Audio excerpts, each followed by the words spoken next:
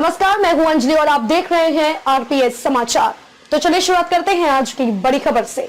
अमरनाथ यात्रा 2026 का हाईटेक सुरक्षा कवच तैयार। सीसीटीवी नेटवर्क के जरिए अब बालटाल से पवित्र गुफा तक हर कदम पर रहेगी नजर।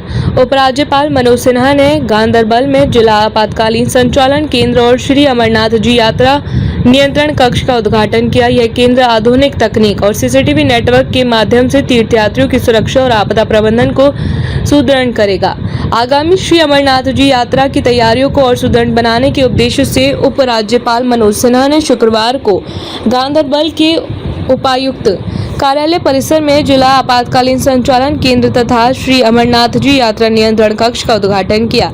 इस अवसर पर उन्होंने कहा कि आधुनिक तकनीक से लैस ये सुविधाएं यात्रा के दौरान तीर्थयात्रियों को सुरक्षित, सुगम और निर्बाध यात्रा अनुभव प्रदान करने में महत्वपूर्ण भूमिका निभाएंगी।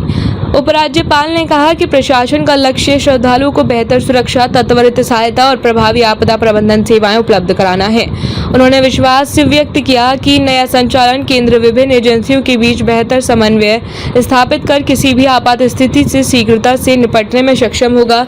इस दौरान गांदरबल के उपायुक्त जतिन किशोर ने उपराज्यपाल को केंद्र की प्रमुख विशेषताओं और इसकी कार्यप्रणाली की जानकारी दी। उन्होंने बताया कि अत्याधुनिक केंद्र जिला प्रशासन, पुलिस और अन्य सुरक्षा एजेंसियों द्वारा जिले भर में स्थापित सीसीटीवी कैमरों के फुटेज को एक केंद्रीकृत प्लेटफॉर्म पर एकत्रित करता है, जिससे वास्तविक समय निगरानी और त्वरित प्रतिक्रिया सुनिश्चित की जा सकेगी।